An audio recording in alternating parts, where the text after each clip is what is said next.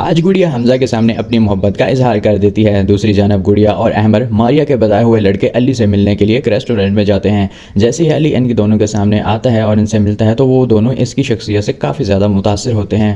گڑیا علی سے کہتی ہے ماریہ میری بہت لاڈلی بہن ہے، کیا تم اس کی ذمہ داری اٹھانے کے لیے تیار ہو؟ اس پر علی پر اعتماد انداز میں جواب دیتا ہے جی گڑیا باجی، ماریہ نے مجھے سب کچھ بتا دیا ہے، میں دل سے ماریہ کو اپنی زندگی کا حصہ بنانا چاہتا ہوں، میری نوکری بھی ہو چکی ہے اور اچھی آمدنی ہے، میں ہمیشہ اسے خوش رکھنے کی پوری کوشش کروں گا، لیکن ساتھ میں یہ بھی جانتا ہوں کہ اگر آپ راضی نہ ہوئی تو ماریہ کبھی بھی مجھ سے شادی نہیں کرے گی کیونکہ وہ آپ کی دل سے عزت کرتی ہے۔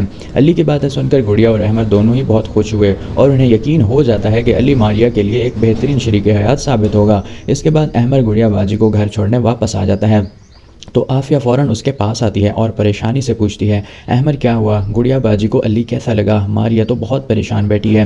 احمد کہتا ہے ہاں ہم علی سے ملے تھے، لیکن اتنے میں عافیہ بے چینی سے اس کی بات کو کاٹتے ہوئے کہتی ہے احمد جلدی بتائیں، ماریہ بہت ہی پریشان ہے۔ اس پر احمد مسکراتے ہوئے کہتا ہے ماریہ اب تمہیں فکر کرنے کی کوئی ضرورت نہیں ہے، مجھے اور گڑیا باجی کو دونوں کو ہی علی بہت پسند آیا ہے اور بہت جلد تمہاری شادی تمہاری پسند کی ہو جائے گی۔ یہ سنتے ہی ماریہ خوشی سے اپنے بھائی کے گلے لگ جاتی ہے اور کہتی ہے احمد بھائی آپ بہت اچھے ہیں، لیکن کاش شارق بھائی اور بلال بھائی وہ بھی اسی طرح ہوتے، لیکن اگر انہوں نے کوئی مسئلہ کھڑا کر دیا تو پھر کیا ہوگا؟ احمد اسے تسلی دیتے ہوئے کہتا ہے تم بالکل بھی پریشان نہ ہو، میں سب سنبھال لوں گا۔ لیکن احمد کو اس بات کی بالکل بھی خبر نہیں ہوتی کہ اس کے گھر کے خلاف ایک نئی سازش شروع ہو چکی ہے۔ پہلے شہریار صاحب اس کے گھر کو برباد کرنے کی کوشش کر رہے تھے اور اب ناظرین بھی عافیہ کے خلاف احمد کے دل میں نفرت بھرنے کی کوشش کر رہی ہے۔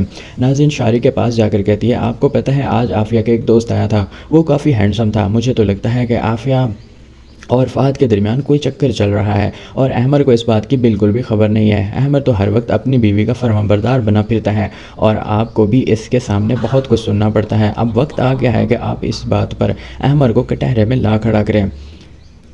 یہ سن کر شارق بہت حیران رہ جاتا ہے، کیا تم سچ کہہ رہی ہو؟ کیا واقعی عافیہ کا اس لڑکے کے ساتھ کوئی چکر ہے؟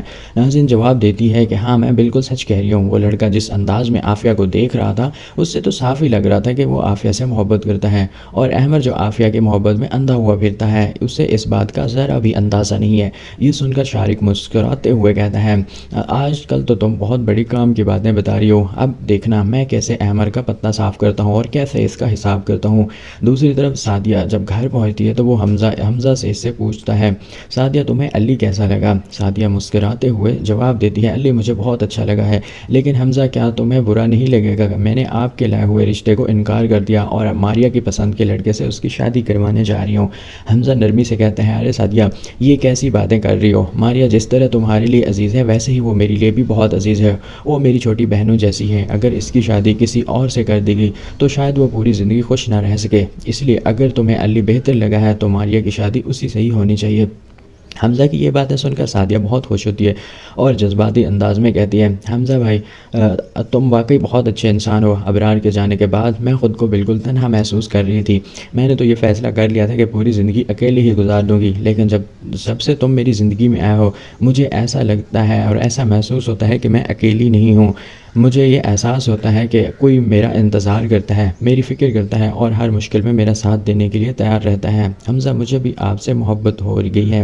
یہ سن کر حمزہ بہت خوش ہوتا ہے اور سادگی سے سعدیہ کی طرف دیکھتا ہے اور کہتا ہے سعدیہ میں تمہاری اس محبت کی بہت قدر کرتا ہوں اور میں وعدہ کرتا ہوں کہ کبھی تمہارا دل نہیں دکھاؤں گا، چاہے حالات کتنے ہی مشکل کیوں نہ ہوں، میں ہمیشہ تمہارے ساتھ کھڑا رہوں گا۔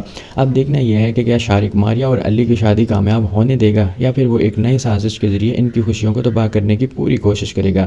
آپ کا اس کے بارے میں کیا خیال ہے؟ آپ اپنی رائے کمنٹس میں دے سکتے ہیں۔